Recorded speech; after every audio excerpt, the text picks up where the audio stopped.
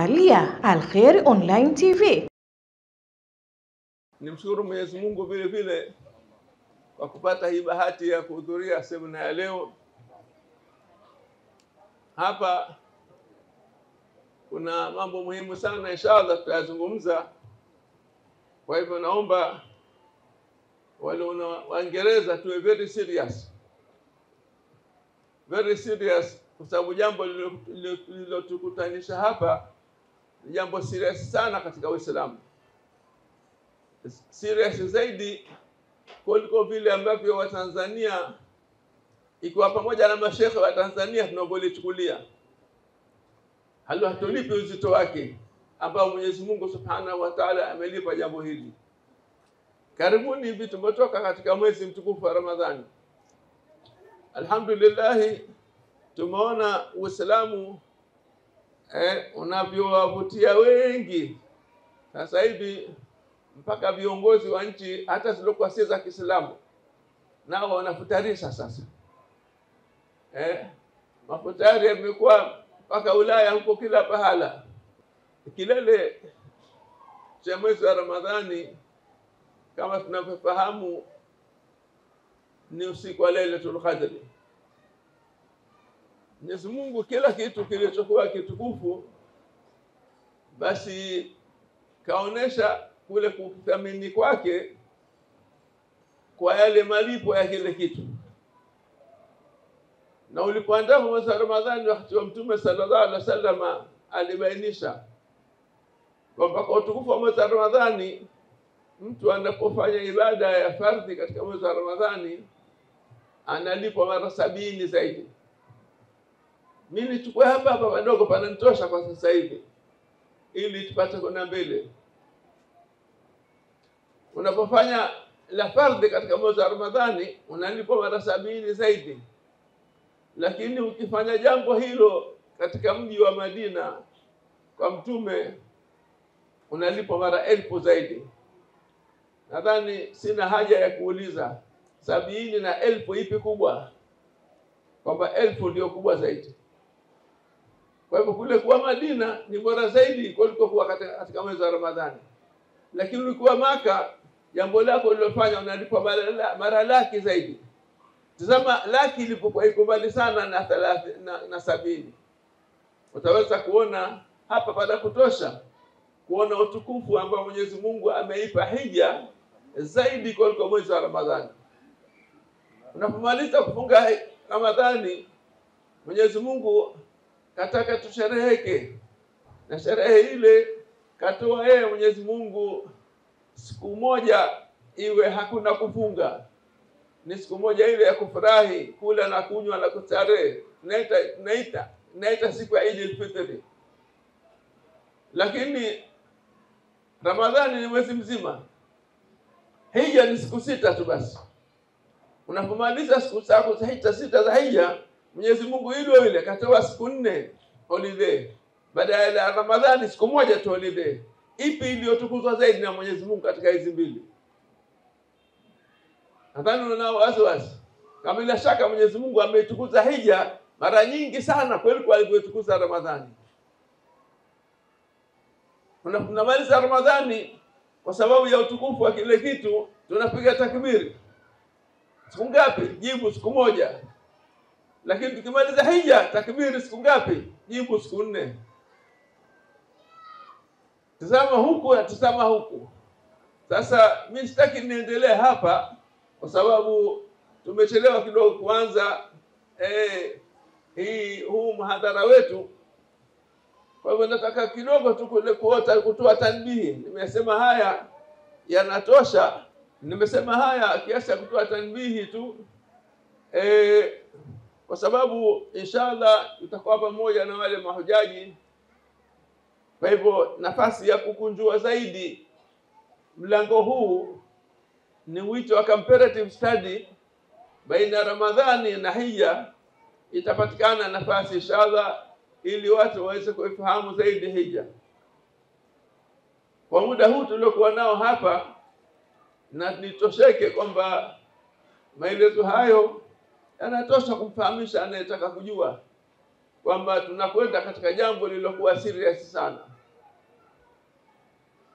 Jambo hili jinsi lilivyokuwa serious, wewe hata ukifunga Ramadhani 100,000, kama wewe Abdallah tabaki Abdallah, kama wewe Mariamu tabaki Mariamu. Lakini utakapoona hija moja, wewe Abdallah utakuwa Alhaji Abdallah na Mariamu atakuwa Hajjat Mariam.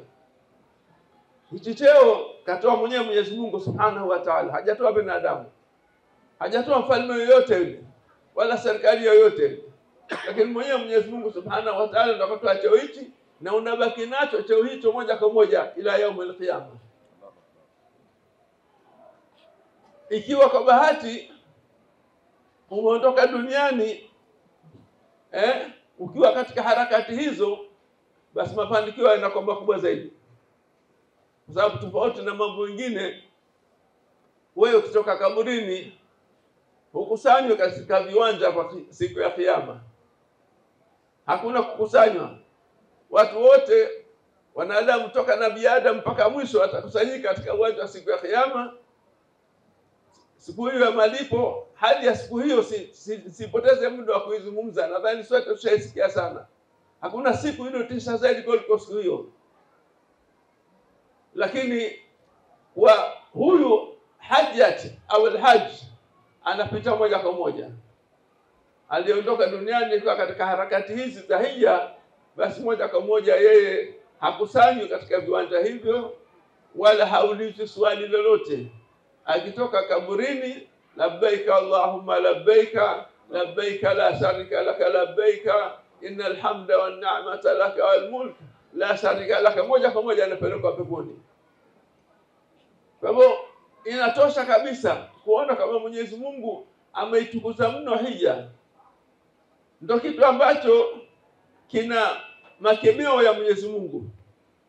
Katika aya ya pili ya Suratul Maida, Mwenyezi Mungu amekemea. Amesema viko vitu visivunjiwe heshima ndani ya Qur'ani.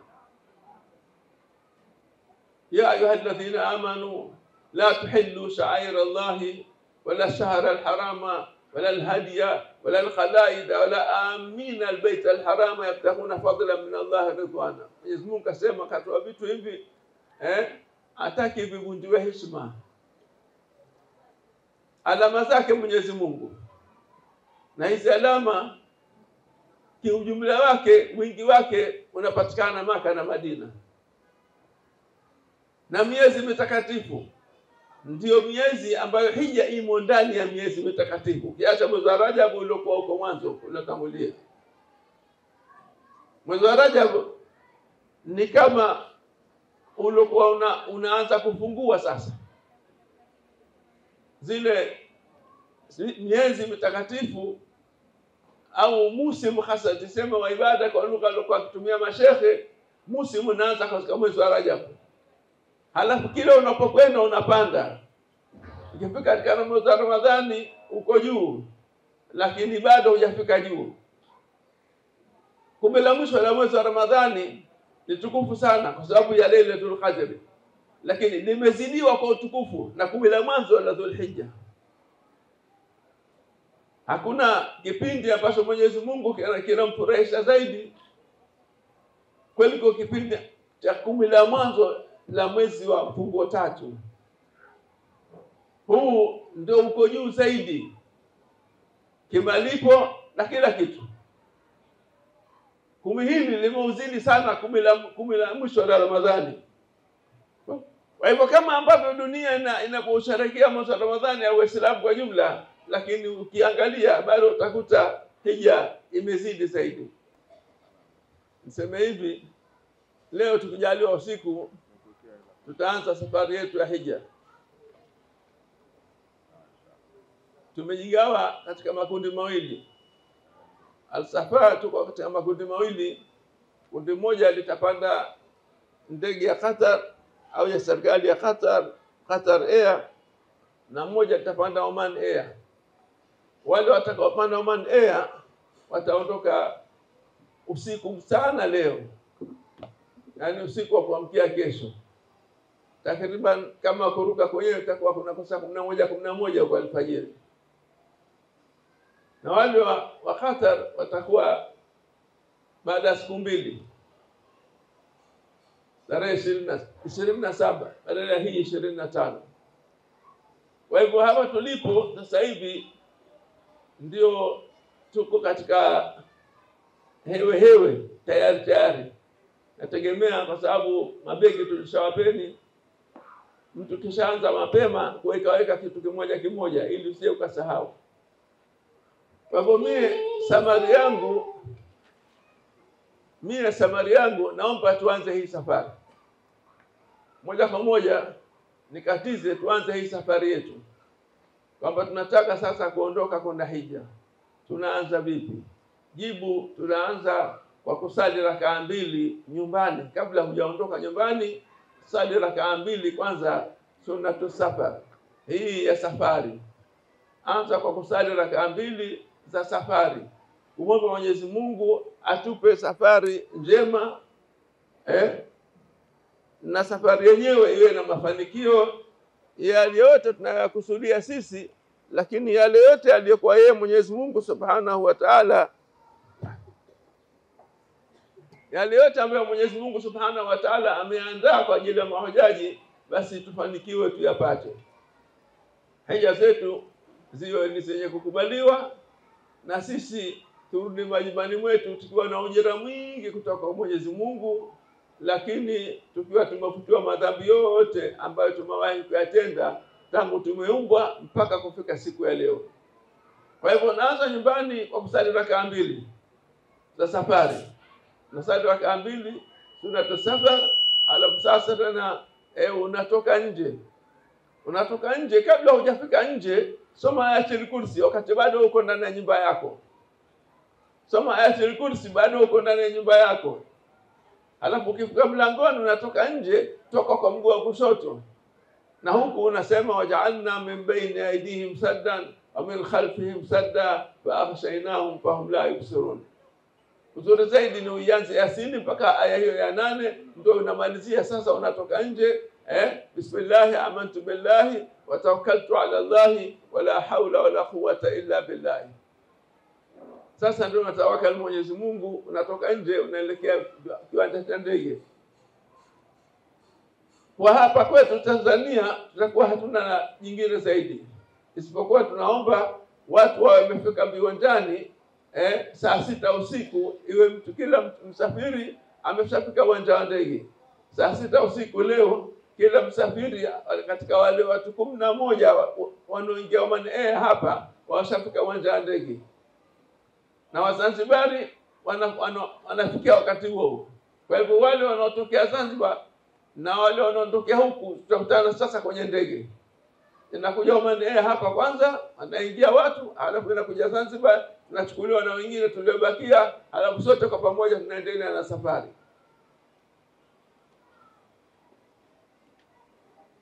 Nadhani mwanzo huo unatosha, lakini kwa sababu unakusudia safari ya hija, sasa hivi ile seriousness niliyotaka kuizungumza unahitaji uwe nayo tangu hapa mwanzo. Tangu unaondoka hapa nyumbani, ujue sasa kama wewe unakwenda kwa Mwenyezi Mungu Subhanahu wa Ta'ala.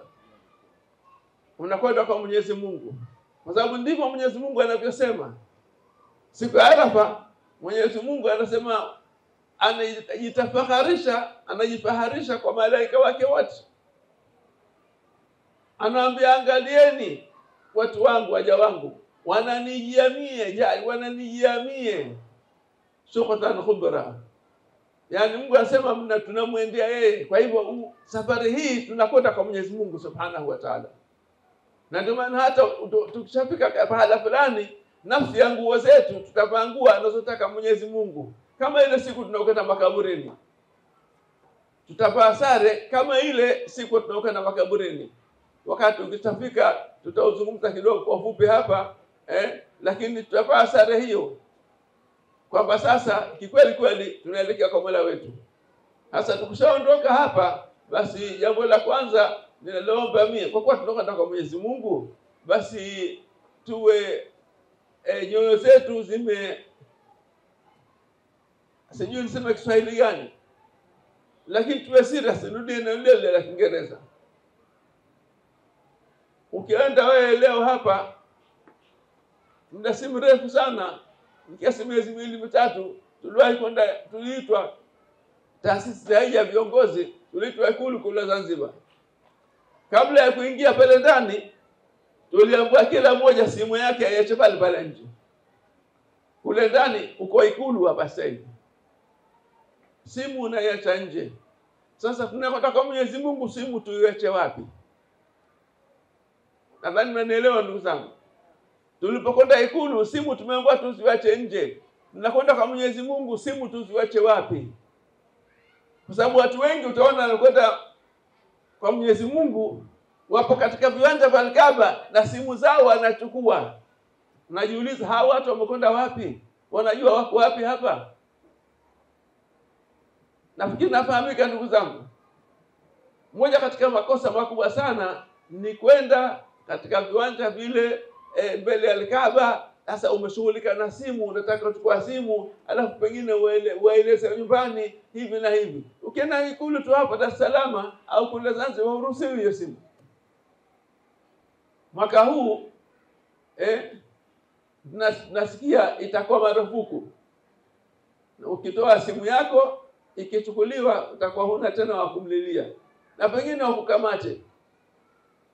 Maanake wale askari wa Saudia wale tofauti na askari wengine, wale tuambiwa ndio wanachokifanya. Kwa hivyo tunatakiwa tuwe serious, tusahau huku nyumbani tulikotoka. Kama miaka ya nyuma kwa simu hizi za mkononi hazipo, watu wanaondoka sikukuu pili, ile mfungo pili. Mimi nakumbuka bado tayari nishakuwa naweza kupambanua mkubwa, wanaondoka bandarini Unguja, wanapanda majahazi, inakuwa vilio, watu wamejaa tele vilio, buriani. Hakuna mawasiliano tena mpaka ukirudi Maka. Sasa tunaomba ile seriousness iliyoko kwa zamani irudi. Tujue kama tunaingia katika ibada. Sasa hivi tunakwenda kwa Mwenyezi Mungu, tunakwenda tukae wageni wa Mwenyezi Mungu Subhanahu wa Ta'ala. Na Mwenyezi Mungu anawazungumza wanaokwenda kwake kwamba amina albaytal harama, watu wanaokuja kujisalimisha katika nyumba tukufu ya Mwenyezi Mungu, yabtahuna fadlan min Allah wa ridwana, tunatafuta fadhila za Mwenyezi Mungu na radhi za Mwenyezi Mungu. Haya maneno haya anasema Mwenyezi Mungu ndani ya Qur'ani, sema mimi nakariri basi. Kama unapokwenda kule, Mungu anakubali kama unakutafuta fadhila za Mwenyezi Mungu na radhi zake.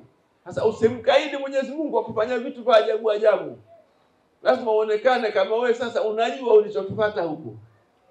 Kama Mwenyezi Mungu amekiri hivyo, sasa ina maana hatakwenda kutukaidi Mwenyezi Mungu siku ya kiyama. Kama hatujaenda kutafuta radhi zake, hapana. Kama hatujaenda kutafuta fadhila zake, hapana. Kwa hivyo tangu tunaondoka nyumbani, ujue unakwenda safari si ya kawaida. Hatujazoea hizi kusali rakaa 2 unapotoka kwenye safari zetu. Na kama mimi nilitoka Dar es Salaam kuja hapa si sali rakaa 2.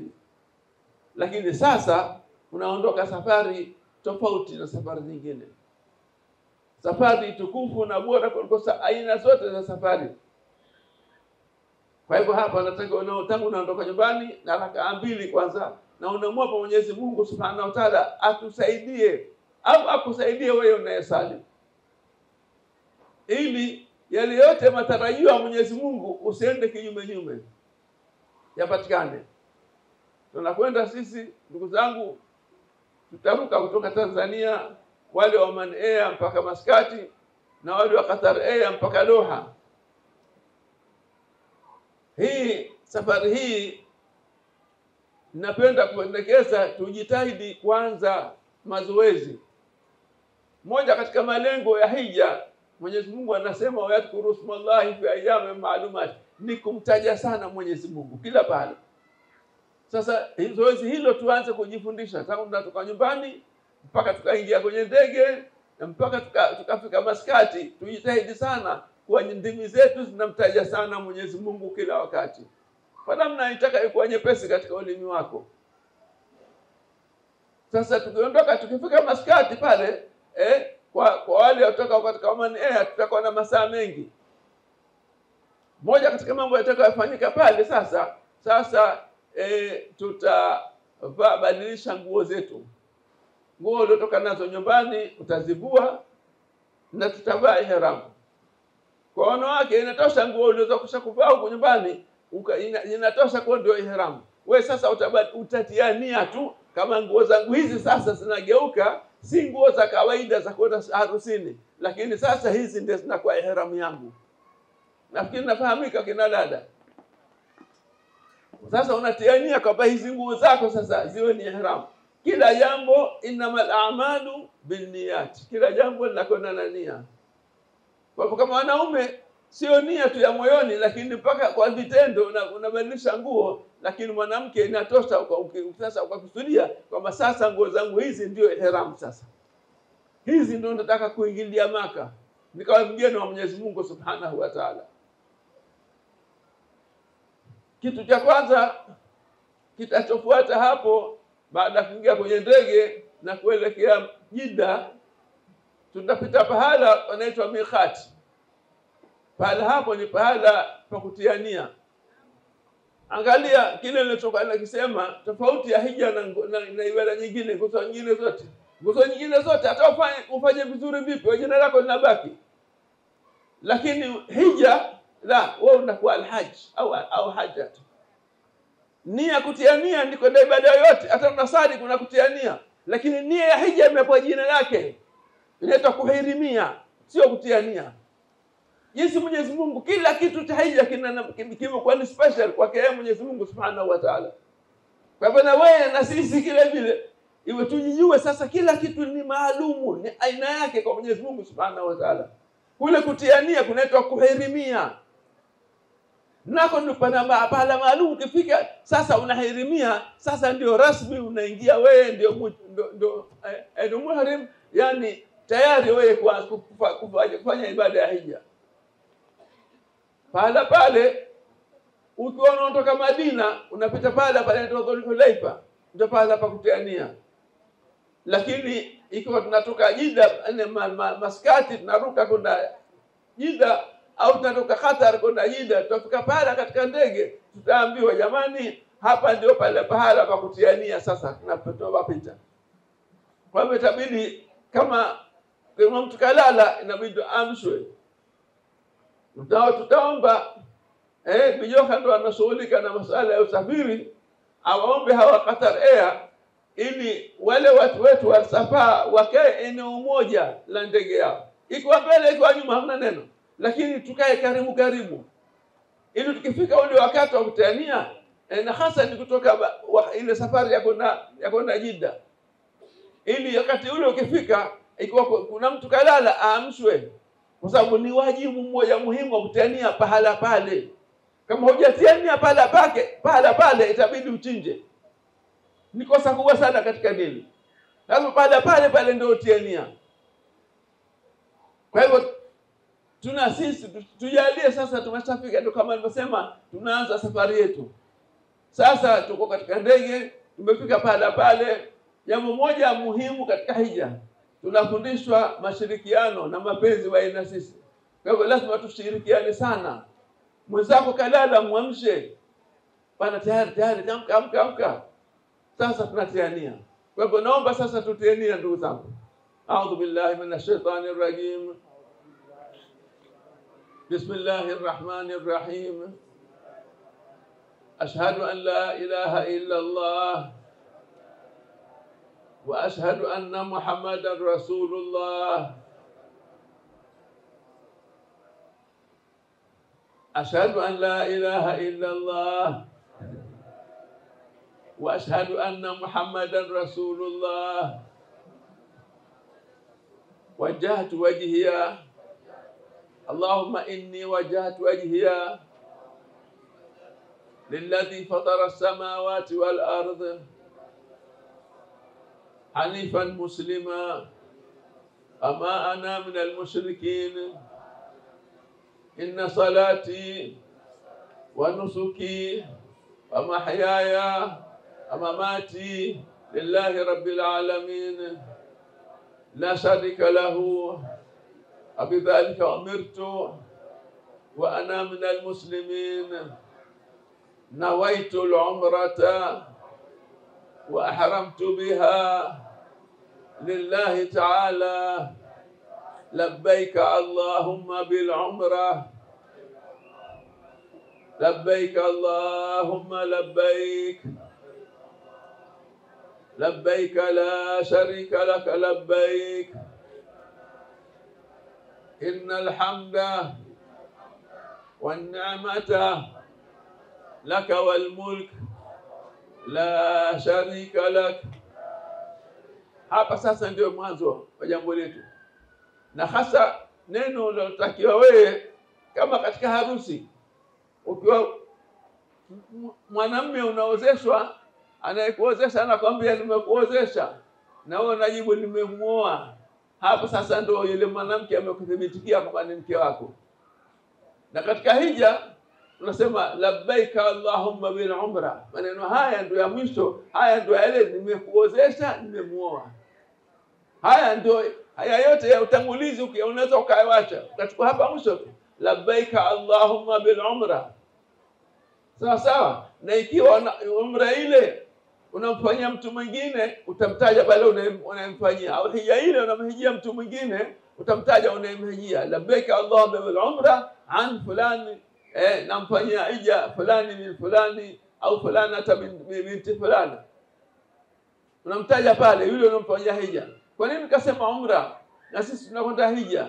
Kasema umra kwa sababu sisi hija tunayokwenda kwa hiji, naamini Uthmani kashazungumza na hija ya tamattu. Na hija tamattu Mwenyezi Mungu Mtume mwenyewe kaigawa sehemu mbili. Sehemu ya kwanza itakuwa unafanya umra, sehemu ya pili itakuwa ndio hija yenyewe hasa.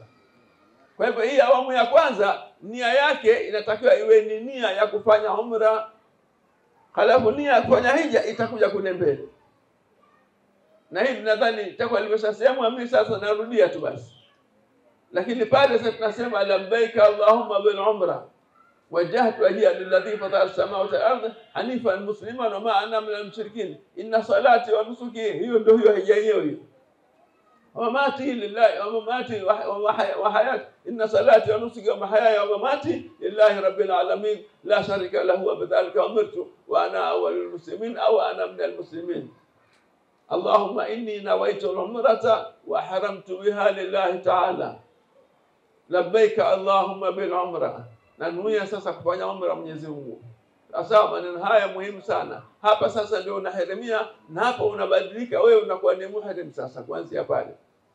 Maneno haya lazima uyaseme ukiwa wewe umeshavaa ihramu. Lakini si kuvaa ihramu tu peke yake. Huku kuhirimia, huku kutia nia tu kwenye hija, basi nako unatakiwa kutangulizwa nyuma huku, kutangulia sala ya rakaa 2 ya sunna. Hivi ndivyo alifundisha Mtume sallallahu alaihi wasallam. Tunaondoka hapa, wewe nia ya moyoni. Ushafika uwanja wa ndege, unabadilisha nguo, ushabadilisha nguo tu. Sasa unasali tena rakaa 2 pale pale uwanja wa ndege. Ikiwa ni Maskati, ikiwa ni Qatar.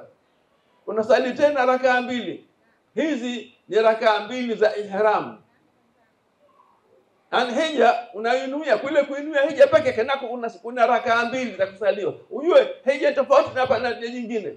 Kama Ramadhani unafunga na nuia tukufunga basi. Lakini hija ile nia yenyewe peke yake inakwenda na rakaa 2. Itoshe kukufahamisha kwamba hija si kitu cha mchezo. Ni kitu kizito sana. Na mwenye kukifanya kizito ni mwenyewe Mwenyezi Mungu Subhanahu wa Ta'ala. Kwa hivyo ile hija ya peke unanuia nia kwa kutia sala rakaa 2 pale pale uwanja ndege Maskati au Qatar Doha. Halafu ndio safari. Ukishafika kule uwanjani, hapa jamani ndio tumefika pahala penyewe. Sasa unasema yale maneno yale, labbaika Allahumma bil umra. Sasa uko tayari. Baada ya pale wewe ushakuwa muhrim.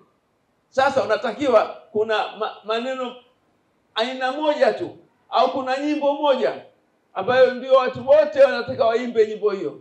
Mamilioni ya watu wanaelekea kuhiji wanatakiwa waimbe nyimbo hiyo. Na nao ni hii labda tulioimba sasa hivi, tuseme kwa pamoja, labbaik Allahumma labbaik labbaik la sharika lak labbaik innal hamda wan ni'mata lak wal mulk la sharika lak, yani inakiri kama Mwenyezi Mungu ni mmoja, Mwenyezi Mungu hana mshirika, Mwenyezi Mungu ndio mwenye kustahili sifa zote. Sifa zote njema anastahili Mwenyezi Mungu.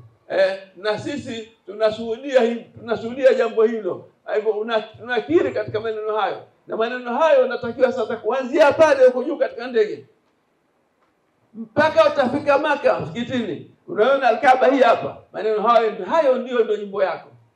Sasa nyiradi zako zote sasa zinalala chini. Uradi huu ndio unathibiti. Huu ndio utakuwa uradi wetu. Nyiradi zako zote ulizonazo sasa zinakaa pembeni.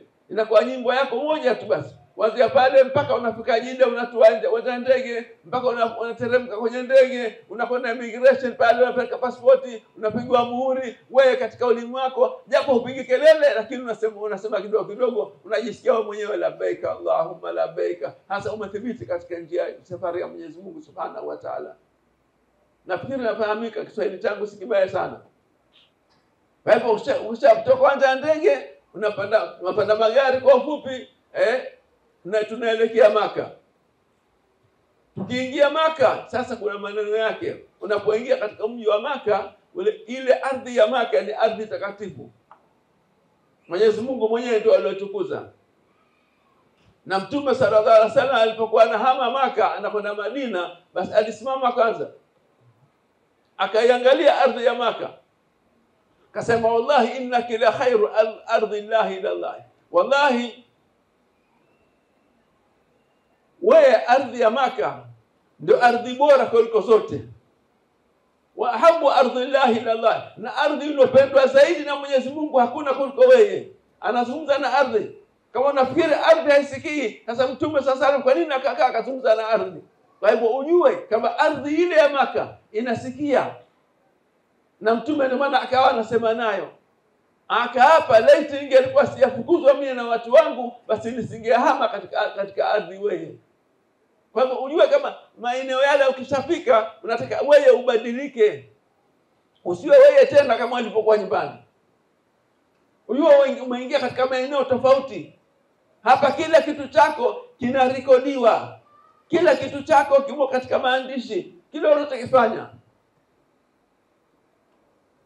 Umeingia katika ardhi takatifu. Na inshallah tutakuwa katika basi moja. Basi ule kwanza, msafara wa kwanza wa Omani mtakuwa mimi na Sheikh Basi, na msafara wa pili wa Qatar atakuwa Sheikh Uthmani, ataongoza vile vile. Jamani, hapa sasa tunaingia Maka, yale maneno yanatakiwa kusemwa tutakumbushana ili uyaseme maneno hayo. Tunaingia katika mji wa Maka. Tutafika hoteli, tutaweka mizigo yetu. Kila mtu atajua chumba chake. Tangu hapa kabla hujaondoka utakijua chumba chako. Na utajua unakaa chumba na nani. Kama ama ni watu 3 au 4 au 5. Vyumba vyetu tumepewa viko na idadi kama hiyo. Maka hivyo na Madina hivyo. Kwa hivyo kila mmoja atajua atakuwa chumbani na kina nani. Ukishaweka mizigo yenu, sasa mtajitizama hali zenu. Na viongozi wataangalia, jamani yeye mnaonaje? Tuko nguvu vizuri sana. Tunaweza tukaenda sasa hivi kufanya umra, yani kushuka kwenda msikitini. Na alhamdulillah msikiti ule pa kwa hoteli yetu hapa na msikiti hapo. Moja kwa moja unaona. Hutoki mbali. Lakini kuna nyakati nzuri kwenda kufanya umra na kuna nyakati ngumu kidogo, mambo yanakuwa magumu. Kwa hivyo tena tutegemea wakati gani mtafika pale, lakini mradi mtakubaliana. Tunachoomba kwa hasani zenu, kama tulivyoondoka pamoja hapa nyumbani, basi na kule vile vile. Tukifika tukiweka mizigo yetu, tutaondoka pamoja kwenda kufanya umra. Tutaondoka pamoja kwenda kufanya umra. Sisi tutakuwa na magrupu mawili. Grupu la kwanza litafanya siku ya kwanza iliyofika, na grupu la pili linalokuja litafanya siku ya pili litapofika. La pakitokea na watu wa grupu la kwanza wakitaka kurudia umra, basi watajiunga na wale wenzetu waliokuja baadaye. Sawa sawa. Kwa hivyo sasa tunakwenda katika Masjid al-Haram, msikiti mtakatifu. Huo msikiti mtakatifu na ndio nambari 1 katika dunia. Na ndio maana Mwenyezi Mungu akaweka sala yake unosali mle ndani, ni mara 100,000 ya sala utakazosali popote katika ardhi ya Mwenyezi Mungu hii. Sasa ukiingia hapo kuna jengo Al-Kaaba, na Mwenyezi Mungu anatuambia ja'ala Allahu al-Kaabata al-Bayta al-Harama qiyaman lin-nas. Ndani ya Qur'an aya 97 suratul Maida, Mwenyezi Mungu kajalia ile Al-Kaaba, nyumba ya Mwenyezi Mungu, kuwa ni nyumba takatifu. Kajalia kwa nyumba takatifu, lakini si takatifu tu. Al-Kaaba qiyaman lin-nas, ile ndio yenye kusimamia mambo yetu yote. Kama mambo yako ulionayo, tofauti zako, shida zako, pale ndio pale ambapo kumwambia Mwenyezi Mungu Subhanahu wa Ta'ala. Ile ndio nyumba yake Mwenyezi Mungu Subhanahu wa Ta'ala. Pale Kaaba ilivyo, ile yenyewe yote nzima ndio imewekwa kwa ajili ya matatizo yetu, shida zetu na haja zetu kwa Mwenyezi Mungu Subhanahu wa Ta'ala. Hapo ujue mfika pahala hapa, hasa pale hapa kuzungumza na Mwenyezi Mungu na shida zangu zikafika. Mungu anasema athibitisha ndani ya Qur'an, qiyaman linnas. Lile mwenyewe kusimamia mambo yetu. Al-Kaaba limewekwa pale na Mwenyezi Mungu kusimamia mambo yetu. Kadhalika kuna miezi mitakatifu hii, kuna wanyama ambao watakwenda kuchinjwa, na kuna hata zile bangili wanazovalishwa wale wanyama. Hapo vitu vyote katika aya ya pili ya sura An-Nahl hiyo Mwenyezi Mungu anasema visivunjiwe heshima. Hapa tupata jambo kubwa sana. Pana mazingatio makubwa sana. Kwamba leo mbuzi unaweza tena kumnunua vinguguti nikamchinja kambuta katika hapa nikambuta, ana heshima maalumu, ana cheo kwa Mwenyezi Mungu. Kwa nini? Kwa sababu amekusudiwa kuchinjwa kwa ajili ya hija. Lakini si mbuzi tu, hata ile kamba ile inafungwa mbuzi nayo ina cheo.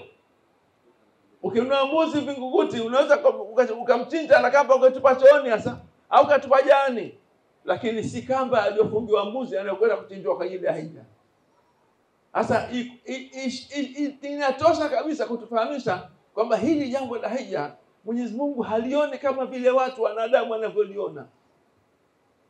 Mwenyezi Mungu amenipa utukufu wa aina pekee yake kabisa. Kwa hivyo na mie sasa nijue kama iko hata kamba anafungiwa mbuzi ina heshima kama hiyo, imepewa nafasi aya nzima katika Qur'an. Hii kamba Mwenyezi Mungu anatuambia kama na hii ni kitu kitakatifu, Mwenyezi Mungu amekitukuza. Halafu anarudia kisivunjiwe heshima. Kwa hivyo na sisi vile vile tunakwenda pale Kaaba, unajua kaza ile Kaaba ukiona, unajua hapa ndio kwenye mambo yangu yote yanakuwa hapa. Kuna ile Kaaba yenyewe yote ni takatifu mno. Lakini kuna vitu vilozidi utukufu pale. Cha kwanza ni Hajar al-Aswad. Jana walipokuja na ile Kaaba yao waliotengeneza hapa, kuna sehemu walitia pembeni. Al-Kaaba ni jengo lina pembe 4. Na upande mmoja ambao sio hauna pembe, una kama sehemu ya nusu ya duara. Semi saka, nusu ya duara ambayo ina jina lake, lakini nayo ile ni sehemu ya Al-Kaaba vile vile.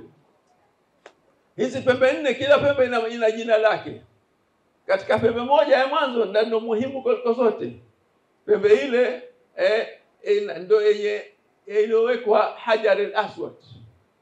Hajar al-Aswad ni jiwe jeusi kwa Kiswahili, lakini asili yake halikuwa jeusi. Mtume ametuambia asili yake ilikuwa jeupe kuliko maziwa, na kuwa jeusi kwa madhambi ya wanadamu. Jiwe lile si jiwe kama majiwe. Jiwe lile ni zaidi ya kompyuta. Jiwe lile asili yake ni peponi. Jiwe lile asili yake ni peponi. Ile ni yakuti ya peponi. Na ile ndio huko nyuma Mwenyezi Mungu alipoomba roho za waja wote ambao wanadamu watakuja katika hii dunia, alitutilisha viapo, alitukulia viapo kwa kumwabudu Mwenyezi Mungu na kumshuhudia. Viapo vile vimerekodiwa na vimo ndani ya jiwe lile Hajar al-Aswad. Wanapokwenda pale ndio pale pa kuanzia ibada ya hija. Pale ndio pale pa kuanzia ibada ya hija. Pale ndo tunakutana na nguzo ya pili ya hija. Baada ile ya kuhirimia kutiania tulifanya kwenye ndege, hapa ya pili sasa nayo ni kuzunguka Al-Kaaba. Lakini kuzunguka Al-Kaaba kunaanzia pale. Pale ndipo penye rekodi ya mambo yote. Kiapo chetu tuliokula kwa Mwenyezi Mungu kiko pale.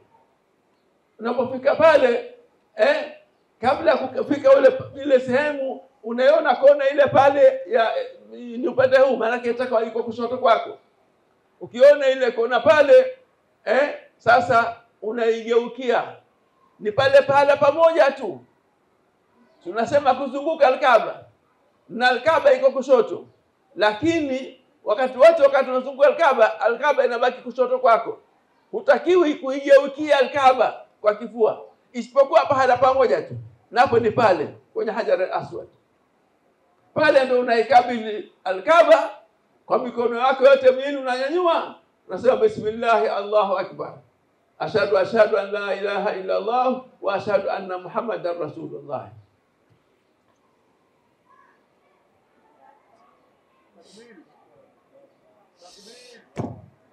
Allahu akbar. Pale unanyanyua mikono, ile shahada uliotoa ulipoumbwa huko nyuma.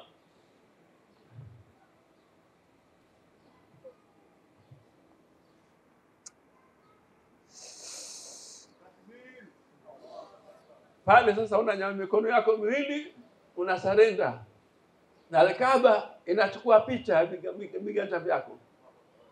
Hii mikono ina alama zake, na picha yako na ile mikono inachukuliwa pale. Wakati kuanza Mtume mwenyewe sallallahu alaihi wasallam alikwenda kwa Al-Kaaba lenyewe hasa, akalishika Al-Kaaba lile kwa mikono yake miwili, akaweka paji lake la uso juu ya Al-Kaaba na akalibusu Al-Kaaba. Huyo ni Mtume sallallahu alaihi wasallam, akalia pahala pamoja tu. Mtume aliwahi kutoka machozi alipofiliwa na mwanawe Ibrahim, lakini alipokuja katika Al-Kaaba hajatoka machozi, alilia kwa kwikwi kabisa, alilia sana.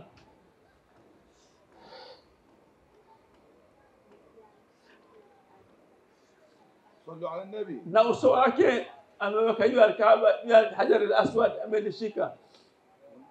Alipomaliza kulia anageuka, Saidna Umar akakaa anamtazama Mtume, anashangaa, hatujawahi kumuona analia kama hivi. Sallu ala nabi. Mtume akamwambia, ya Umar, hapa ndo pahala pa kumwaga machozi, hapa ndo pahala mwanadamu pa kumwaga machozi, na pale ndo unapoanza na hija, unapoanza na tawafu, nguzo ya pili ya hija, au na kwa umra kadhalika ni hivyo hivyo.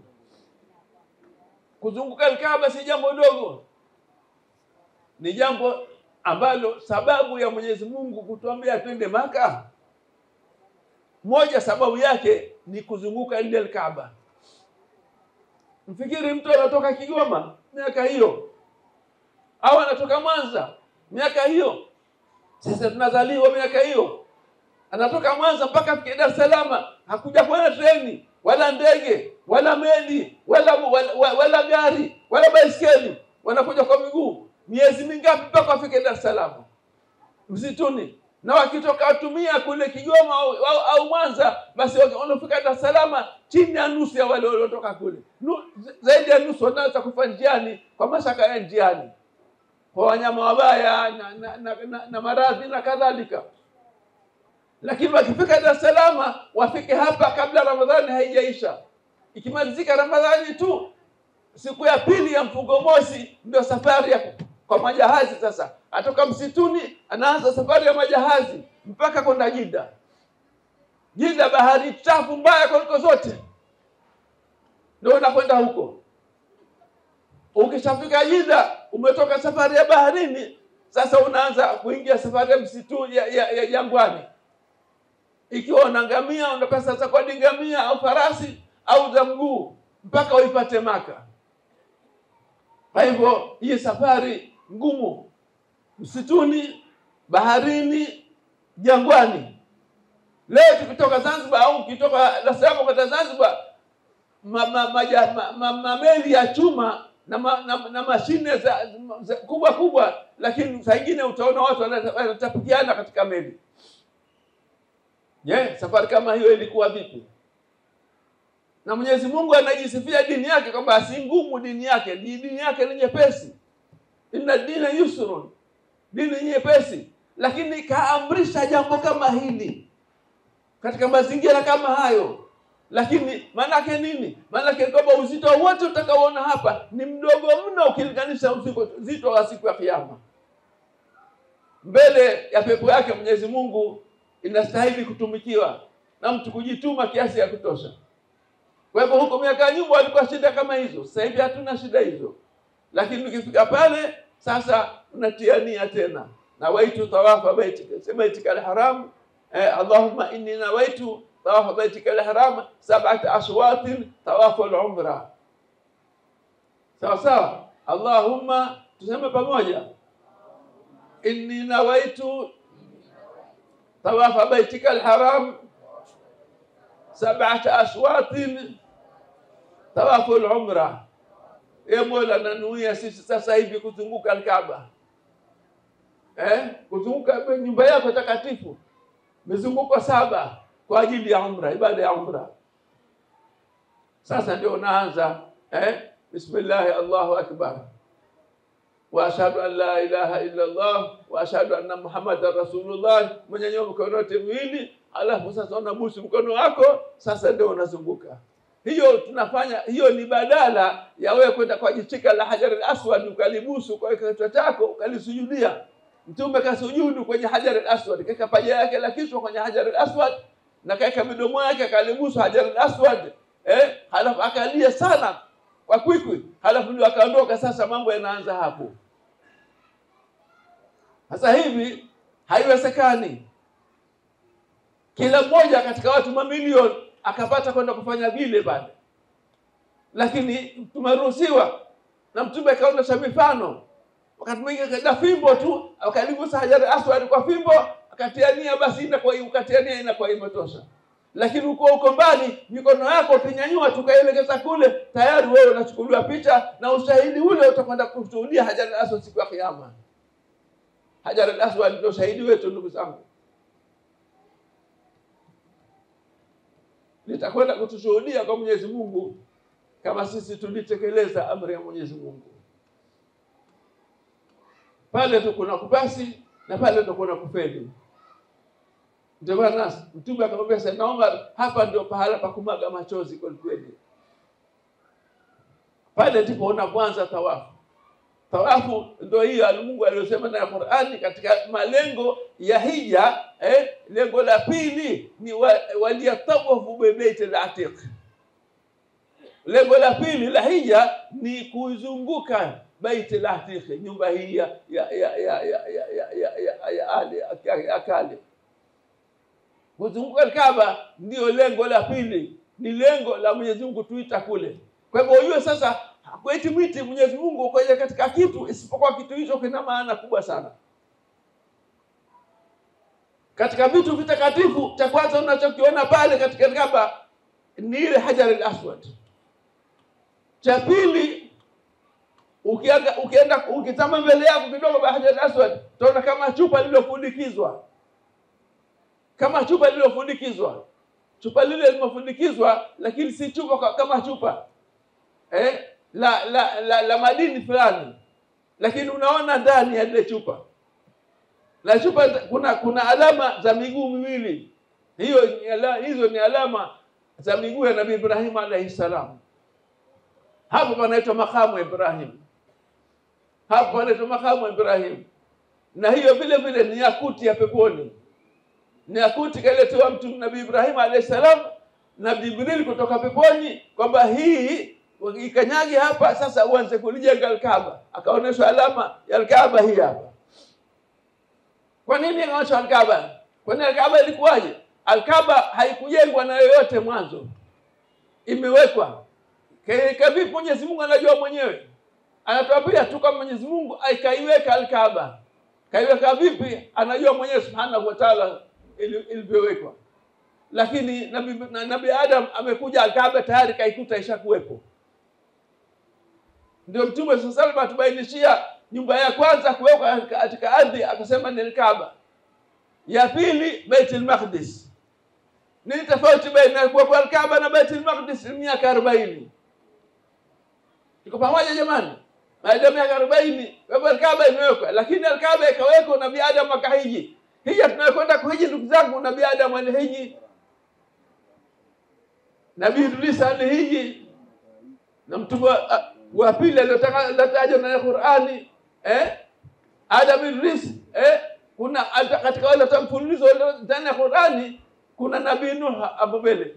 Wakati wa Nabii Nuh maasi waliokuwa akafanya watu imefika pahala Mwenyezi Mungu akaamua kuharakisha ardhi yote. Akamwaga mafuriko, akaimaliza ardhi yote. Kila kilichokuwa kujua ardhi, hata Al-Kaaba na vile vile ikafagiliwa. Wakati wa Nabii Nuh alayhi salam. Na Al-Kaaba yenyewe nayo ikafagiliwa. Ikabaki watu na wanyama fulani ambao Mwenyezi Mungu wamekusanywa katika jahazi na Nabii Nuh, wale tu peke yao ndio waliosalimika. Wale baki wote wakaangamia. Kwa hivyo ikawa baada ya kuondoka Nabii Nuh, akaja Nabii Hud na Nabii Saleh. Mitume hii miwili alipokuja haikuwepo Al-Kaaba. Kwa hivyo wao hawakufanya hija. Mitume hii miwili haikuhiji kwa sababu Al-Kaaba haikuwepo. Baada wao sasa mtume wa sita aliyekuja alikuwa Nabii Ibrahim alayhi salam. Yeye ndio aliamrishwa sasa akaonyesha alama aijenge vipi Al-Kaaba. Na Jibril alayhi salam akamletea Hajar al-Aswad alibandike. Na Nabii Ibrahim akajenga Al-Kaaba kwa msaada wa mwanawe Nabii Ismail. Na zile ndio alama za miguu yake Nabii Ibrahim. Lakini ile ni yakuti ya peponi, si kama kitu kingine unachokiona wewe.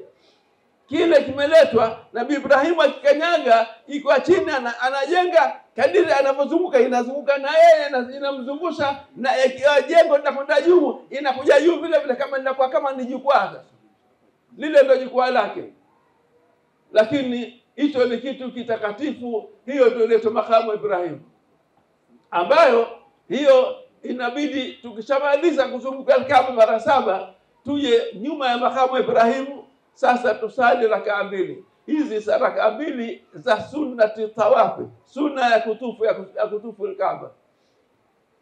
Rakaa 2 unasali pale, na kabla ya kusali rakaa 2 zile unasema maneno ambayo Mwenyezi Mungu ameandika na Qur'ani. Kuna maneno unasema pale kabla ya kusali, watakhudhu min maqami Ibrahim musalla. Hayo ni amri kapewa Mtume sallallahu alaihi wasallam, kwamba sasa hapa pahala pa Nabii Ibrahimu wafanye usali hapa. Na sisi sote tutasali. Unasali nyuma makamu Ibrahim, mbele yako kuna makamu Ibrahim, alafu kuna Al-Kaaba. Lakini kwa hali halisi ilivyo pale nyuma makamu Ibrahim hapasaliki. Utakanyagwa ufe. Mwenyezi Mungu atuhifadhi. Pale hatusali, unabidi urudi nyuma mpaka mwisho ule mfereji wa kutufu ule. Ukiupita ule sasa kule nyuma, sasa unaona makamu Ibrahim ile pale, na mbele yake kuna Al-Kaaba, kule ndio tunakosalia. Na uzuri kuweka makamu Ibrahim sawa unatunga shabaha nyuma ya makamu Ibrahim uweko mlango wa Al-Kaaba.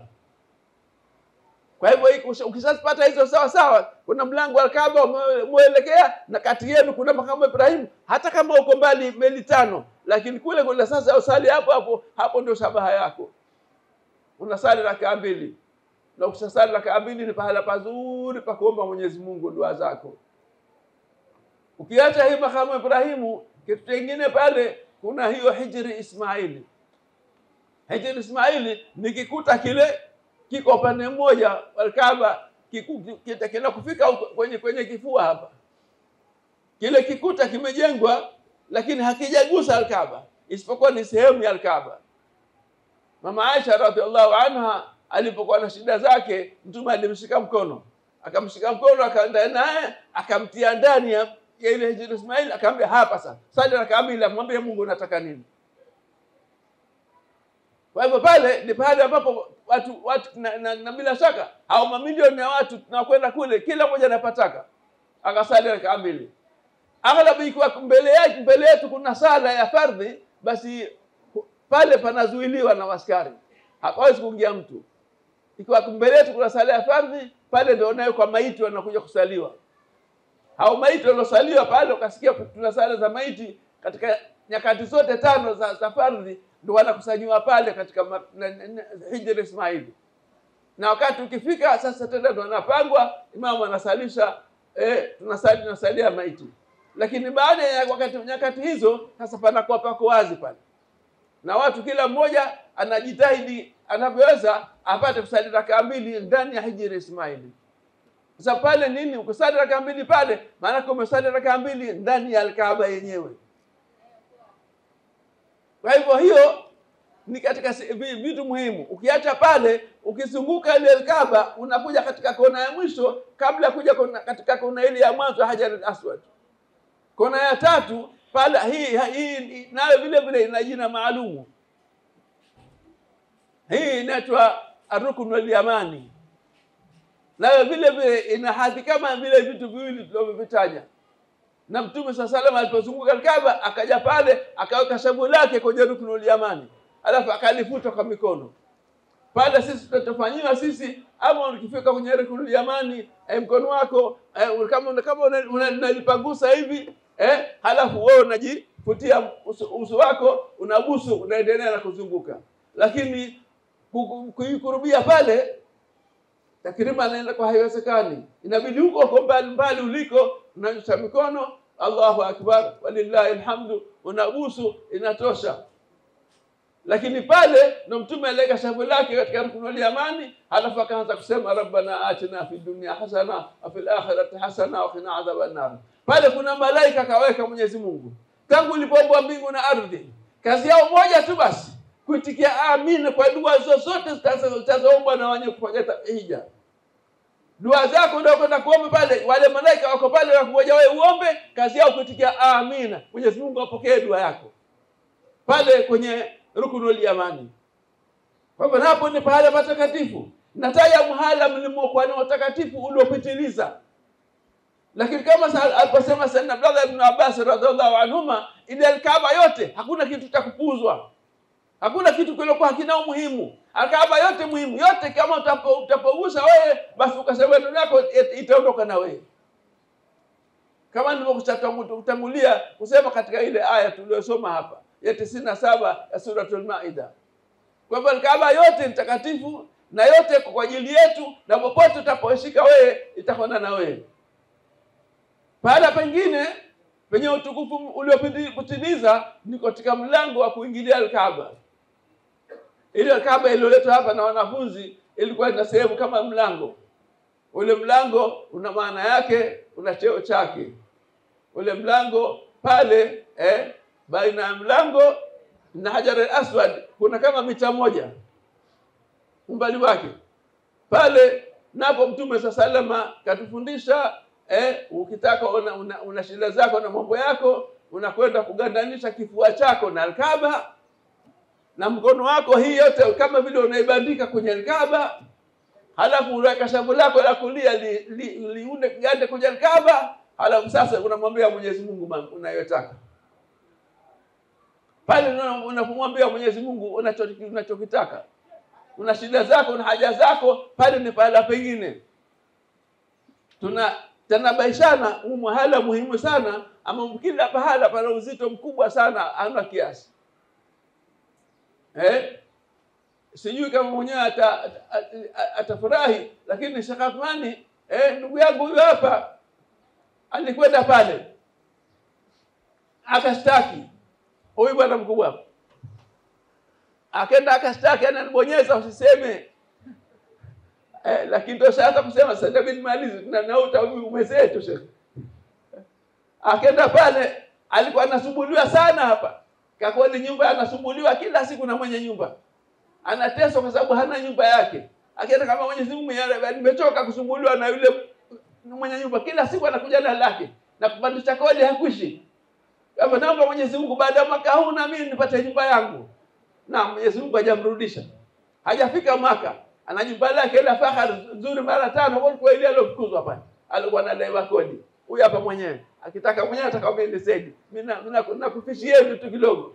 Kwa hivyo Al-Kaaba iko pale kwa ajili ya kusikia shida zetu na haja zetu yote yenyewe. Hala na mtaja kwa muhimu na bado tutakuwa tunakumbushana huko mbele tunakokwenda, ili uanze kupetesha zangu hapa ujue zile si sehemu za kuchezea. Tukitoka hapa tukishamaliza mzunguko 7 tunakwenda nyuma makamu Ibrahim, tusali rakaa 2. Baada ya kusema maneno watakhudhu min maqam Ibrahim musalla, alafu unafunga sala na sali rakaa 2. Ukisha naomba dua.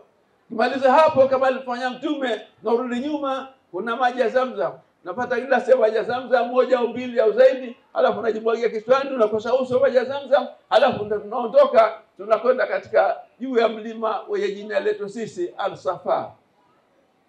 Juu ya mlima wenye jina letu sisi Al-Safa. Kuna vilima viwili, Safa na Marwa. Vilima hivi ndio vilompa cheo mama mmoja huko nyuma kabisa. Alikuwa mwanamke kama hawa wanawake waliokuwa hapa, na alikuwa Mwafrika kama hawa Afrika waliokuwa hapa, lakini yeye alikuwa na ila nyingine zaidi. Alikuwa mtumwa. Yeye alikuwa na ila 3 katika dunia, ziko chini ziko nini sijui, yani haziheshimiwi sana. Yani baina mwanamke na mwanamume ukiweka watu wawili, yupi mmoja mwenye hadhi zaidi? Nafikiri natosha na Mwenyezi Mungu, arijalu qawamuna ala nisaa. Lakini ukiweka Mwafrika na Mngereza na Mjapani na Mhindi na Mwarabu na nani, katika hii dunia hii nani alikuwa ana heshima zaidi kidunia? Mwafrika ndio tutakuwa mwisho sisi. Kama nakosea mtanisamehe tu, lakini huo ndio kweli. Watakuwa wataanza huko Marekani wanani sisi ndio mwisho kabisa. Ndio kama hivyo hata Trump wanatudharau. Lakini kama ina mtu alikuwa huru na mtumwa, mtu alikuwa huru ndio anaheshima kuliko mtumwa. Yule mama alikuwa mtumwa, alikuwa Mwafrika mweusi sana, na alikuwa mwanamke. Na yeye ndio alipewa zawadi mke wa Nabii Ibrahim alayhi salam. Nabii Ibrahim alipotoka kwao Suria akaenda Misri, mfalme wa Misri anapenda wanawake wazuri. Alipopata habari kaja mwanamke mzuri, akasema aletewe. Yeye anataka kila mwanamke anamtaka yeye. Aliponyosha mikono kutaka kumgusa mama Sara mke wa Nabii Ibrahim, ule mkono wake ukapinda. Ikashindikana. Kwa hivyo katika safari yetu ya kufanya umra tunakwenda katika vilima viwili.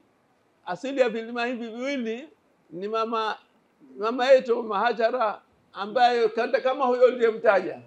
Alikuwa mtumwa Mwafrika na alikuwa mwanamke. Alipewa zawadi mke wa Nabii Ibrahim, Mama Sara, na mfalme wa Firauni wa Misri. Firauni alimpa zawadi kwa sababu alishindwa kumshika. Kila anataka kumshika mkono wake unakunja. Akaona sasa balaa hili. Ndio akachukua mtumwa wake Mama Hajara, akampa Mama Sara mke wa Nabii Ibrahim. Akaondoka safari. Katika safari yao Nabii Ibrahim sasa kwa kuwa hawajapata mtoto, Nabii Ibrahim kafika miaka 80 hana mtoto. Sasa hapo ndipo Mama Sara akamwambia Nabii Ibrahim, unaonaje ukamwoa huyu mtumwa wetu? Labda tutapata mtoto. Na kweli hilo likafanyika na mtoto akapatikana. Na mtoto wenyewe ndio mtume wetu Nabii Ismail alayhi salam.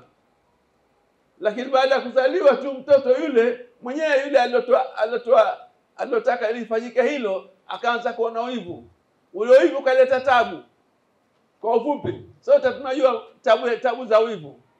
Ikabidi Mwenyezi Mungu kwa kutambua ule wivu, akamwambia Nabii Ibrahim, sasa toka na Mama Hajara ufanye safari atoke Suria, Syria tunajua iliko katika mepu. ukross nchi ngapi? Nchi 4 takriban zile, kutoka Syria mpaka ufike Saudia, Maka. Alipofika Maka akamwambia mama Hajara, sasa mimi nakuacha hapa, mimi naondoka. Mama Hajara akamuuliza, unaniacha hapa ndivyo Mola wako alipokuamrisha au unaacha hapa kwa akili yako? Akamwambia sio kwa akili yangu, Mwenyezi Mungu ameniamrisha nikuache hapa. Sasa basi kama Mwenyezi Mungu akuamrisha uniache hapa, basi atasaidia yeye mwenyewe Mwenyezi Mungu. Akaachwa na kiriba cha maji kidogo mama Hajara na mtoto wake Nabii Ismaili mdogo wa kunyonya. Nabii Ibrahim akampa mgongo akaondoka. Alipofika kule mbele juu mbali akageuka nyuma tena, na yeye akafanya roho inamuuma, akageuka nyuma akamwomba Mwenyezi Mungu, Allahumma inni askantu min dhurriyyati biwadin ghayri dhi zar'in 'inda baytika al-muharram rabbana liqimu salah waj'al afiyatan minan nas tahwi ilayhim warzuqhum min thamarati la'allahum yashkurun. Mwenyezi Mungu, nimeacha kizazi changu katika bonde la Maka, halina chochote, halina watu, halina wanyama, halina miti, halina maji, hakuna chochote.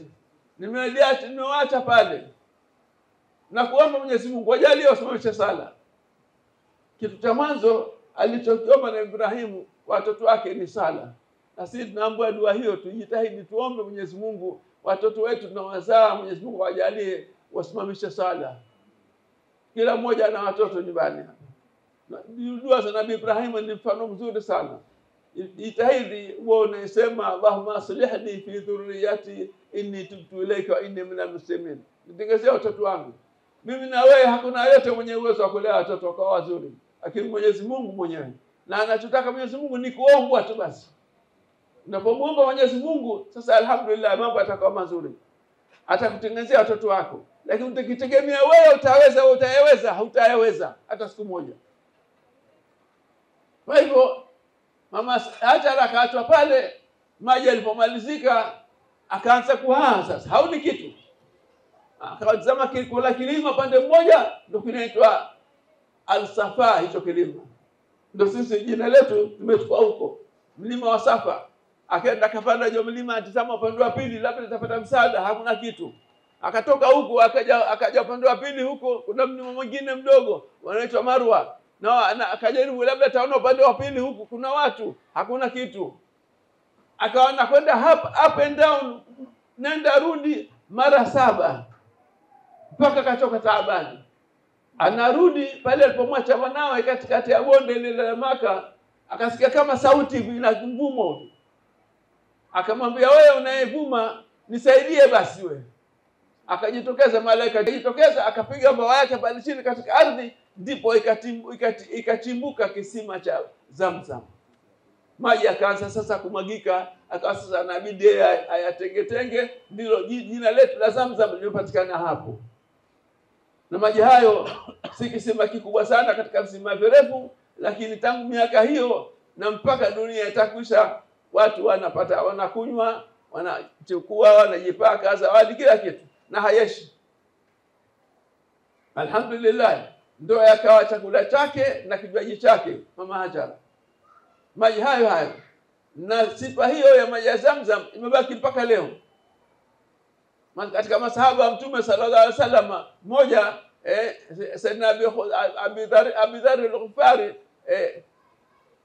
akajaribu akakaa siku 40 hali kitu wala hanywa kitu isipokuwa Zamzam. Na baada ya siku 40 akajikuta na uzito umeongezeka. Kwa maji ya Zamzam ni kinywaji na ni chakula, lakini si kinywaji kama vinywaji vingine. Ni kinywaji cha muujiza kabisa. Hayo zaidi tutapata kuelezwa zaidi tunavyoendelea huko mbele ya safari. Lakini haya tunakunywa maji ya Zamzam ndio yale Mwenyezi Mungu ameyaweka kwamba haya maji ya Zamzam tumekasema limasuri bala. Haya yanaendana na wewe. Ukiyanywa nia unayotia wakati unayanywa, nia hiyo Mwenyezi Mungu anakubalia na mambo yanakuwa. Na mifano tunayo mingi sana. Lakini sasa hivi muda nadhani umekwenda, tumechelewa sana kuanza. Kwa hivyo tena nikatize hapa tulipofika, basi kwa tutakuna sisi tutakunywa maji ya Zamzam wakati tunaenda sasa kupanda mlima Safa, kuna maneno yake kama hii nyimbo tulikuwa tunaimba huku nyuma. Wakati unaenda kupanda mlima Safa, tunasema inna safa wal marwa min sha'airillah, man hajja albayta wa i'tamara fa huwa dhamin, wa man hajja albayta wa i'tamara fala junaha alayhi an yatawa bima man tadawa khairan fa inna Allaha shakirun alim. Maneno hayo ninayasema sasa, nitaomba haya tukariri vile vile kwa pamoja, na kila mmoja ajitahidi sana maneno haya ayajue. Inna safa wal marwata min sha'airillah, faman hajja albayta aw i'tamara fala junaha alayhi an yatawafa bihima, man tatawwa khairan fa inna Allaha shakirun alim. Haya ni maneno aliyosema Mtume sallallahu alaihi wasallam, katufundisha kachukua na Qur'ani. Na kwa kuwa Qur'ani Mwenyezi Mungu kaanza mlima Safa, na yeye akaanza safari kwenye mlima Safa, na yeye Mtume akaanza vile vile mbio za kutoka Safa na Marwa mara 7, kama yule mama huko wakati wa Nabii Ibrahim. Ni cheo kikubwa sana kapata yule mama, na heshima kubwa sana. Watukufu wote wa dunia, wafalme wote, na mpaka mitume yote, mpaka mwenye Mtume Muhammad sallallahu alaihi wasallam amekwenda baina Safa na Marwa kwa heshima ya yule mama ambaye alikuwa mtumwa na Mwafrika na mwanamke. Kwa heshima yake hata Mtume Muhammad kaenda safari ile, na sisi tutakwenda vile vile. Na wakati wa kwenda ile safari tutasema maneno haya.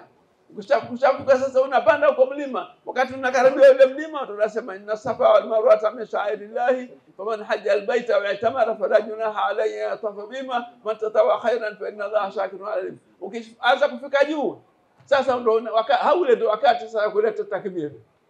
Allahu akbar, Allahu akbar, Allahu akbar, la ilaha illa Allah, Allahu akbar, Allahu akbar walillahi alhamdu. Allahu akbar kabira walhamdulillahi kathira wa subhanallahi bihamdihi bukratan wa asila. La ilaha illa Allah wahdahu sadaqa wa'adahu wa nasara 'abdahu wa a'azza jundahu wa hazama al-ahzaba wahdahu. La ilaha illa Allah. Allahu akbar, Allahu akbar walillahi alhamdu. Allahumma salli ala sayyidina Muhammad wa ala ali sayyidina Muhammad wa ala ashabi sayyidina Muhammad wa ala ansari sayyidina Muhammad wa ala azwaji sayyidina Muhammad wa ala dhurriyyati sayyidina Muhammad wa sallim tasliman kathira. Haya yote maneno katika mlima wa Safa. Na vile vile ukienda upande wa pili, wakati unapanda mlima Marwa, wakati unapanda unasema maneno haya tena, inna safa wal marwa. Na kwa kuwa tutakuwa pamoja, basi tumezoea sisi mara ya kwanza tunapokwenda hija, sisi na mahujaji wetu tunawaongoza, tunasema na wewe unaitikia, lakini uanze kuyajua tangu sasa. Kwa sababu mara nyingi tunagundua tunasema watu wengine hata kuitikia hajui, inakuwa kama ndio kwa mara ya kwanza anasikia. Kwa hivyo tuanze mazoezi tangu sasa, takbiri tuijue, maneno haya na safa mara tujue, talbia tujue, kwa sababu haya muhimu sana. Ndipo utaratibu wenyewe. Ukishafika juu mlima Safa, sasa pale juu unaelekea Al-Kaaba, unanyanyua mikono miwili kama nilivyofanya kule wakati wa tawafu. Bismillah, Allahu akbar walillahi alhamdu. Baada takbir sasa ndio uko tayari kuteremka Safa kuelekea mlima Marwa. Nafikiri nafahamika ndugu zangu.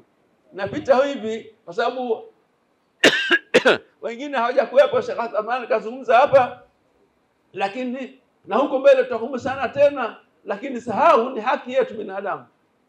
Tunapenda kusahau sana.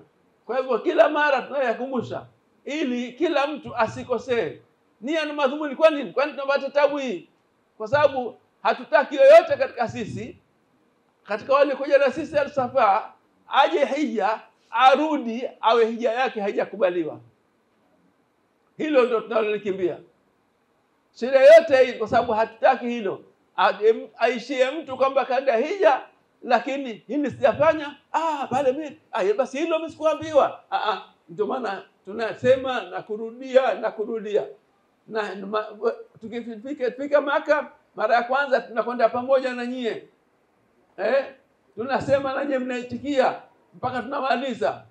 Halafu tukishamaliza umra tunapofanya hija vile vile tunakwenda pamoja na nyinyi. Baada ya hapo sasa kila mmoja anapata uhuru wa kurudia na kurudia na kurudia. Nafikiri naeleweka jamani. Na katika jambo la kufaa kurudiwa sana ni tawafu ya kuzunguka Al-Kaaba. Hii ni ibada kubwa tukufu zaidi kuliko sala. Zaidi kuliko sala. Pale katika Al-Kaaba, katika Masjid al-Haram, katika msikiti mtakatifu wa Maka, pale panashuka rehema 120 kila siku. Panashuka rehema 120 kila siku. Katika hizo rehema 120, rehema 60 wanapata wale wenye kuzunguka Al-Kaaba. Rehema 40 wanapata wenye kusali katika Masjid al-Haram. Na rehema 20 wanapata wenye kukaa wakaitizama tu Al-Kaaba. Nafsi ya Al-Kaaba kukaa umechoka ukawa unaitizama tu Al-Kaaba ni ibada na unapata rehema kwa Mwenyezi Mungu Subhanahu wa Ta'ala. Nadhani nafahamika. Tunapitia humu ili tujue, usione kitu kafikiri watu wajinga, hapana. Na kuzunguka Al-Kaaba ni ibada muhimu sana. Muhimu sana. Ukiingia Maka hakuna tahiyatul masjid ya kuamkia msikiti. Msikiti yote duniani ukiingia unasali rakaa 2 kuamkia msikiti. Ila msikiti wa Maka. Msikiti wa Maka kuamkia msikiti kwake ni kuzunguka Al-Kaaba. Unapozunguka Al-Kaaba ndio kuamkia kwake msikiti. Sasa unaamkia kwa kuzunguka Al-Kaaba. Unatakiwa uzunguke kuzunguka Al-Kaaba mzunguko mmoja ni ile mzunguko 7. Ukizunguka mara 7 sasa ni mmoja tayari. Nasali rakaa 2 Imam kama Ibrahim. Kama una nguvu unarudia tena. Nazunguka mara 7. Nasali rakaa mara 2 nyuma kama Ibrahim. Unarudia tena. Nazunguka mara 7. Kuna rafiki yangu mmoja mpenzi sana. Ameshafariki dunia. Mpenzi wangu wewe alikuwa mtu wa Kigoma. Yeye alikuwa na nguvu mashallah.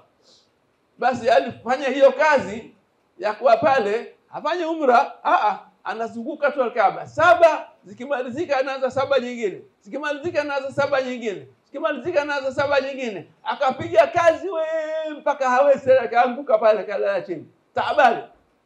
Alipolala akaota Al-Kaaba inamzunguka yeye sasa. Allahu Akbar. Akaota Al-Kaaba sasa inamzunguka yeye. Usifikiri haina hisia. Inajua kila moja na ina hisia kamili kabisa. Sio kama kompyuta haya ya watu au zile nini zile za Wachina unaoneka nje ya nyumba ukipita nje wanakuona. Ala, Al-Kaaba ina macho na inatuona na itakwenda kutushuhudia mbele ya Mwenyezi Mungu Subhanahu wa Ta'ala. Kwa hivyo ndugu zangu, huu ni utaratibu wa umra, ibada ya umra.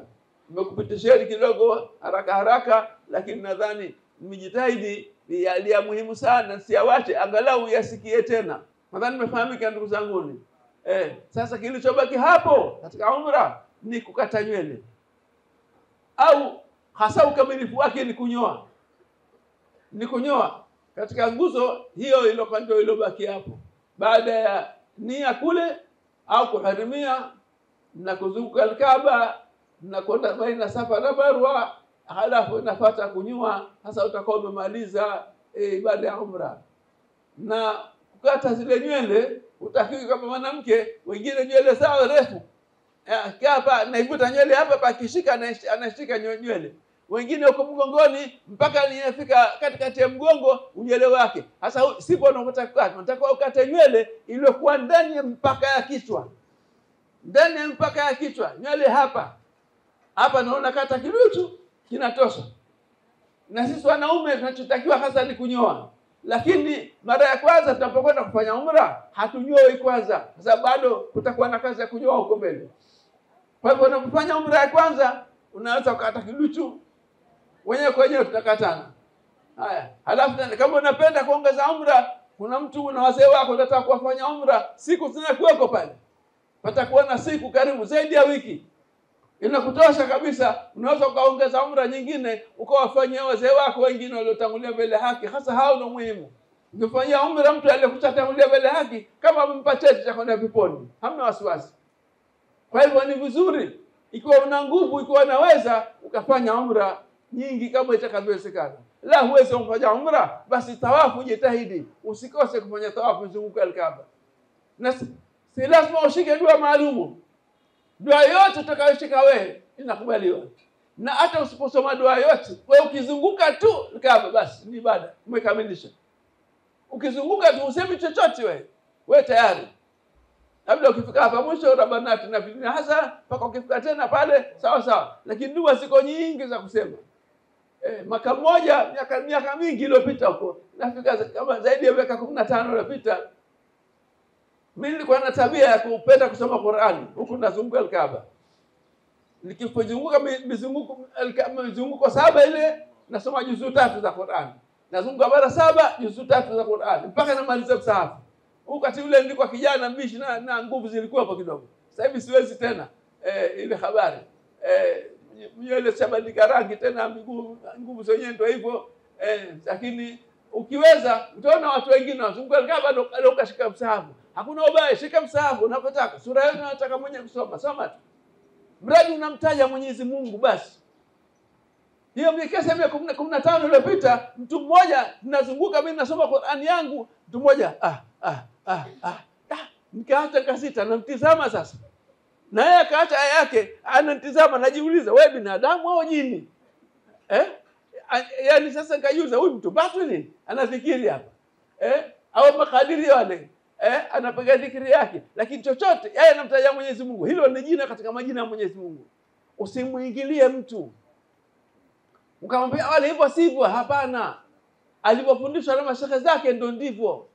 La jidala fil hajj, ni mwiko katika hija kuingilia mtu mpaka una hakika hichi ni haramu. Sasa utamsaidia bwana, hicho ni haramu kwa usaidi fulani, hicho ni haramu.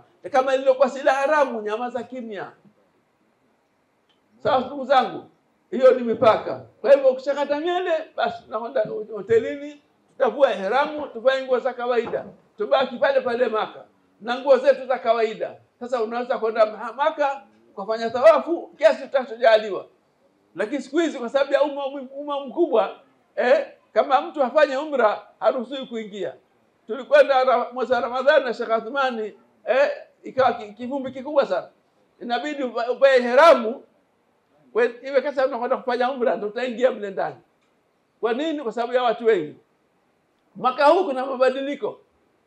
Kila anayeingia sio tu kuvaa ihramu, kutakuwa na vitambulisho maalum, kila mtu anataka. Huna vitambulisho uingie katika msikiti. Kwa sababu anazidiwa serikali ya Saudia. Watu ni wengi mno kupita kiasi. Wanashindwa kumanage ile crowd. Kwa hivyo sasa lakini mwanamke kila wakati wote tu wanachukua kama huyu anakwenda kufanya umra basi anapita. Kwa sababu yeye ihramu yake vizungu anasema kaza kawaida. Hana tatizo. Sisi wanaume ndio bana tabu. Unataka sasa upenye uingie kama ihramu, lakini sasa mwaka huu umeshagundua hujataka kuvaa ihramu. Sasa uwe na kibali, kitambulisho. Ulipokuja kutoka kwenu ulikotoka, una kitambulisho, ukimwonyesha askari sasa unaweza ukaingia. Hayo ndio mabadiliko ya mwaka huu, na mengine tutakwambieni inshallah tutakapojaliwa. Kwa hivyo hiyo ni ibada ya umra. Kitachobaki hapo ni kufika mwezi 8 kuja ibada ya hija. Hayo mambo yake ya habari zake tofauti nyingine tutaambizana wakati ukifika inshallah. Sasa hapa tunachoomba hapa, kila mmoja ahifadhi taratibu za umra. Ujue wewe mwenyewe kabla hujaondoka hapa. Kwa sababu baada ya leo sidhani kama tutakuwa na sebela nyingine isipokuwa safari. Labda kule airport Doha au airport Maskat. Tutakuwa na muda wa kutosha. Pale tutakumbushana tena, jamani, ibada hii yetu iko hivi na hivi. Kitu kizuri ni hichi. Fanya hichi itakuwa hivi, fanya hichi itakuwa hivi. Ili kila mmoja atengenekewe na ibada zake. Wallahu wa rasul a'lam. Wassalamu alaykum wa rahmatullahi wa barakatuh.